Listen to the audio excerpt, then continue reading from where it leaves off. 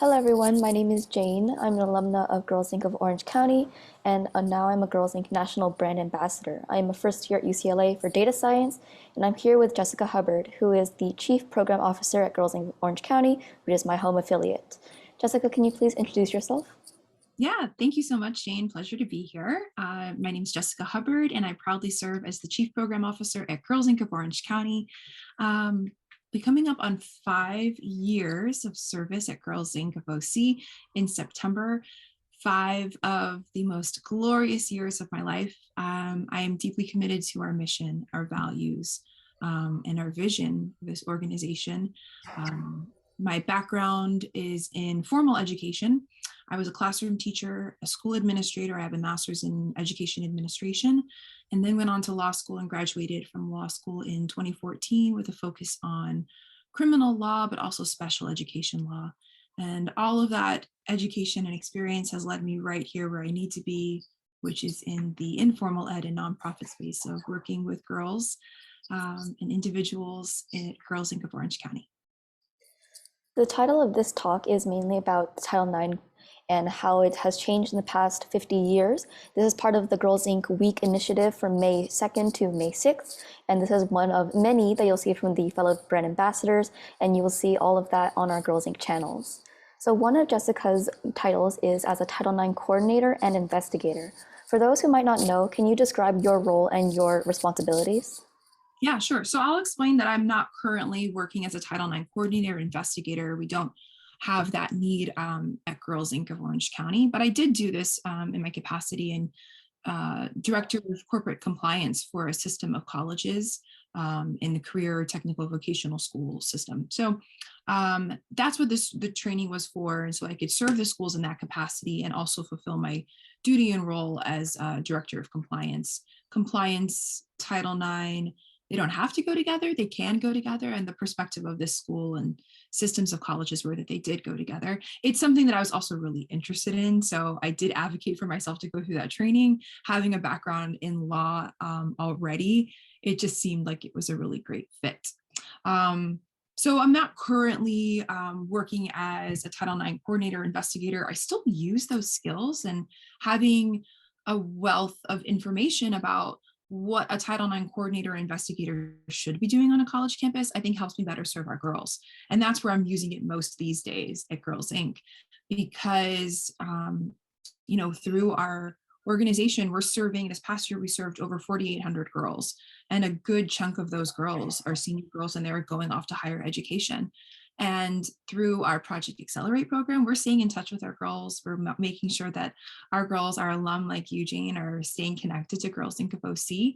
And a lot of the times we're initiating that so that they stay connected to us, but also our girls are often coming back to us and sharing with us when they've had a situation or an encounter that might require some Title IX support. And I'm really proud that I'm able to help them and support them through that process. Thank you. So especially I learned about Title IX through Girls Inc. of Orange County, through the Informed in Charge in Action program with Sinai, who was the program coordinator at the time. So Title IX put the name to a policy that influenced all I was interested in through high school, whether that be through sports, higher education, even something as simple as following my career passions in STEM.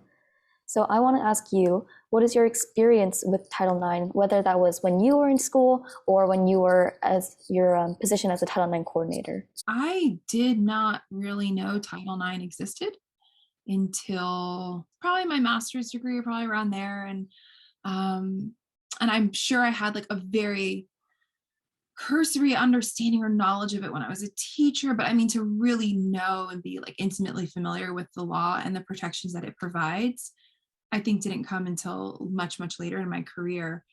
My personal experience or knowledge of Title IX, I don't think I was even aware of its existence until I became a teacher.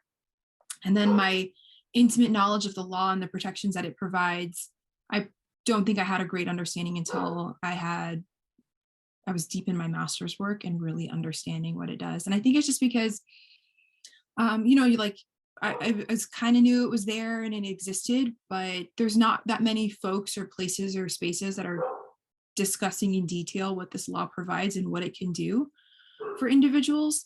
And that's why I think it's so critical that Girls Inc. provides its information and education, and we include it in so many of our programs. Jane, I'm really glad to hear that. I remember you being involved in Informed, in Charge, and in Action, and we made Title IX a big part of that program, but it's also included in our College Bound program, our Girls Meet the Workforce. We have it in a lot of our programs, so that our girls are aware and they know what their rights are. So I think I wasn't aware until really late in life. And I, without sharing too much, I wish I had known more about it when I was in college. And I wish I would have known how it could have stood up for me and protected me in college. I could have really used that. And that's why it is both personal and professional that I'm motivated to share this information with our girls now. I think it's very important that girls today learn about Title IX, especially because many girls like myself are interested in athletics and higher education and pursuing something in college. So I swam all the way through middle school and partly through high school, and I was always encouraged by my administrators, by my school faculty to pursue higher education and not make STEM seem that intimidating. I had many opportunities through Girls Inc. and also through school to learn about research and management skills, and taking those skills that I have and apply them to a college setting and now even beyond. So my next question is, how does Title IX facilitate a more inclusive educational environment? Since you have experience as a teacher and school administrator in the past, how do you think this includes in the Title IX aspect?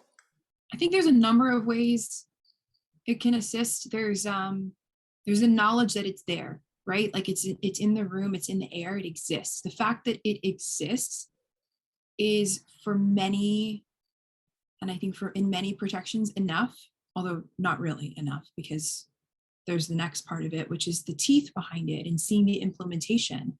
And that's been where it's been really cool to kind of see the evolution of Title IX and enjoying digging into the Title IX background. And I guess we can call ourselves Title IX nerds, let's say. And I think it's really neat to see how the application has evolved and where it's been able to kind of help individuals in different capacities. So like absolutely from the beginning, from the jump in 1972, it was access to sports, and particularly for women and girls, access to athletics, college athletics, and then more programs that majors, college programs. And then in the late 1970s, I think it was 1977 is when it first became applied to sexual harassment and sexual assault. And so it took a little while to get there. And so I guess, yeah, so to go back to your question, there's the two parts to it. There's the fact that it exists and that we know that we have that and it's in the air and it's in the space, but then there's the actual teeth and application to it. So when it's used and when you're able to use it as a tool to advocate for your rights. Definitely. So the athletic portion, there's a statistic from the National Collegiate Athletic Association from 2017 that girls' high school participation rate in athletics is greater than 10 times than it was when Title IX first passed in 1972. And the participation gap in Division I campuses, such as UCLA, is 5%, Division II, 16.6%, and Division III is the largest gap. So there, as you said, there's still much work to do. And according to the U.S. Department of Education and the National Center for Education Statistics, between 2010 and 2020, which is the time frame that most of us Girls Inc. girls would be most familiar with, the educational attainment rates among 25 to 29-year-olds has increased at each attainment level, such as bachelor's, master's, and even beyond that. So even from the high school level onward, you could see the impacts of Title IX and how they affect students and student athletes. So speaking, Data Diva, yeah. yes. I will add some more to that because I love it. I think it was pre-Title IX, the number, like the hard number of girls that were involved in athletics was like under 300,000, or like, in the very beginning of Title IX implementation, it was like 295,000 around there. And now 2.6 or 7 million. That's phenomenal. I mean, you share the like percentage growth, and that's incredible. I also like the hard numbers too, to see like how many specific individuals. Just blows your mind what the reach and what it's been able to do. So yes, love all the data. Sorry. Yes, you can definitely see how far that society has come since 1972, and you can also see the work that society has to do in the years forward. So, for example, the UC system, which is my university system of California, has received a lot of criticism for not addressing sexual harassment and faculty misconduct. So, even one of the USAC candidates has responded to her own experiences on her own platforms. So, how can complainants and respondents better prepare for reporting to Title IX or the campus police? How can complainants better prepare? I don't want them to have to. I don't want us to ask them to better prepare. I want the respondents, I want the universities and the school systems to better prepare, because the thing is, they're going to happen. There's going to be Title IX claims and there's going to be a need to respond. So I think acknowledging that their existence would be phenomenal. I think I know there's a lot of schools that approach it as like, if this were to happen to us, but we're beyond reproach, so this can't happen to us. But like, no, let's just live in the landscape of the fact that it's going to happen. Making sure that they're adequately staffed with the right people that are required by law. So the coordinator and investigator, there's still schools that are out of compliance. They don't have the right resources dedicated to this.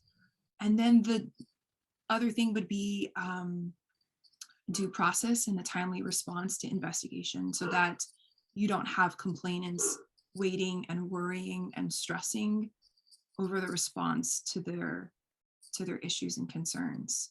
So schools need to be more responsive, better prepared, better equipped, and putting the necessary resources into a Title IX department.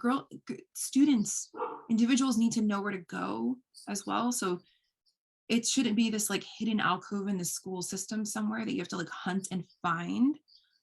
It should be like loudly and proudly shared. You know, when you've got like nothing to hide and you've got nothing to worry about, you share those resources with your students. So you let them know from the beginning and you scream it from the rooftops. This is where our Title IX office is. This is who we have. This is you'll see. This is what this looks like. Because when you don't worry and you know that you're providing your students with the safety and security that they need, then you shouldn't really be afraid. And you know that if it does happen, because it will, that you can address it and take appropriate measures to protect your students in the future. So yeah, I put the burden on the schools. I definitely agree. The onus should never be on the person who is doing the complainant, the complaint filing, because in this system, there's a woman on campus who shares a public post about her experiences with another student harassing her, and she feels the need to raise awareness through sharing it with over like 45,000 students, and that should never be the last resort for her, for the school to have failed her in that way. And I feel for her and I wish her the most support. And there are other assistance programs, mental health and counseling that are available. Community representatives and nonprofits such as Girls Inc. of LA is also available in the LA system.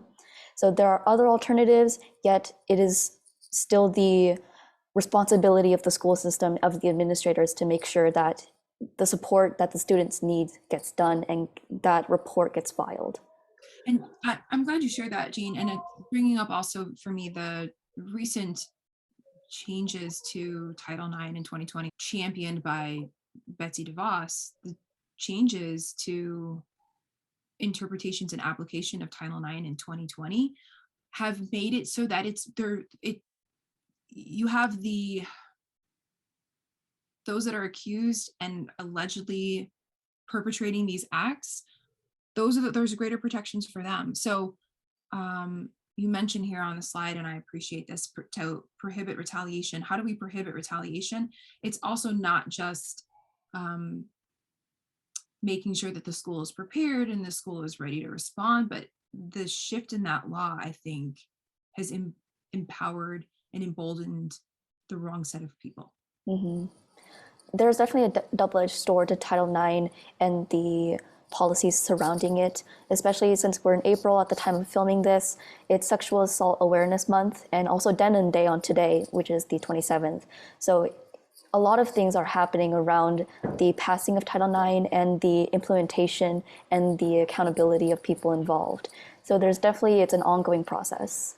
So my next question would be, how do you think campuses and employers can improve their accessibility of their Title IX resources? I think you mentioned like screaming it from the rooftops, like this is where you can find the Title IX coordinator's office, all the links available. What other things do you think can maintain this accountability? Yeah, I think it's just making sure, like if you make sure that all your students at your campus know where the cafeteria is or where to go for food or where the bookstore is, then they should also know where to file a Title IX complaint. And that's for our high schools as well, for our, you know, our K through 12. It's just same thing. So, Mhm. but really, I mean, and I've seen some issues with our K through 12 as well, where there's been individuals that have needed or like wanted or to just discuss filing a complaint or having an investigation and don't even know where to go. Like, do I have a Title IX investigator coordinator at my school? Oh wait, or is it shared between multiple schools? Oh, that's how do I find them? How do I contact them? And it shouldn't be that hard. It just shouldn't be that hard to have those services. And especially when you're in a university system and you've got, I mean, all those resources. And when we know that we have even more issues that are taking place around university campuses. So if you're doing a really good job of telling your students where to pay their fees, because they do, like I always knew where the bursar's office was, like everyone knows where you're going to go pay your fees and how to send a check. So if they're able to do that, then they should be spending as much time and energy making sure that students know where the Title IX office is on their campus and what that looks like and what that process is like. Those are great suggestions. And for my last question, this is about the history of Title IX and how you see it in the past 50 years and even in the next 50 years. So what aspects do you think Title IX will change in the next 50 years, if at all? Wow, gosh, I guess it's just more being hopeful that in the next 50 years there is that understanding and acceptance of that this is going to happen.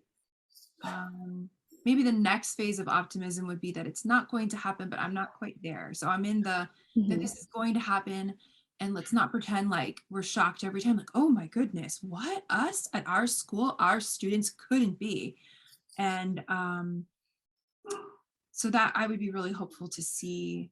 And then those to draw back on those protections for alleged perpetrators.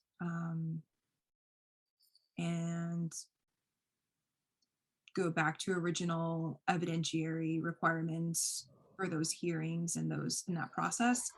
That's what I'd like to see even more than the next 50 years. That's like more current, like what I want to see in the next like 2 years. Mm-hmm. Um, Down the road in 50 years, even farther along, let's have it where it is that easy to get the support that you need in every phase of education, and that we have followed up with an additional Title IX response resources in colleges and universities and in our K through 12 as well. Because what are we doing to support our individuals after they've made a complaint and after they've had a claim? Nothing. They're treated with scorn and retaliation, and often pursued just like as if they had been a perpetrator. So let's take a proactive response to addressing those mental health concerns and those issues that are going to arise when you're dealing with things like Title IX. Mm-hmm. Title IX is, as you said, very integrated into mental health and counseling and having those community resources, such as Girls Inc. is one of them, where I felt like the community was a very safe space to open up and talk to the program coordinators and talk with my peers about my experiences and how we can better it, how to achieve gender equity and equality. And for what I think about the 50 years in the future is the formation of newer and more robust women's athletics. So not just equal access, having equal quality, pay, facilities, having that equality really depends on Title IX and how it's implemented and how people are being held accountable for it. And the decreasing dropout rate of girls from high school, that should be even lower. Girls who are pursuing and finishing their college degrees, that will increase in the next few years, and the education gap will close even more as we go along in those next 50 years as well. So not having just equal access, having equal quality and equal implementation, that's what's really important. And that's what I look forward to in the next 50 years that will happen. So thank you for your time, Jessica. If you want to see the recording of this podcast and all the slides involved, feel free to check out our Girls Inc. website, girlsinc.org, and look forward to May 2nd through 6th that celebrates Title IX and its upcoming 50th anniversary. Any last thoughts, Jessica? Just thank you for the opportunity. And I'm so proud to be with an organization that is celebrating Title IX and proud to be part of this system. And thank you for your questions. And I'm really excited to see the vision for Title IX's next years come to fruition. So everyone, thank you for listening and have a great rest of your day.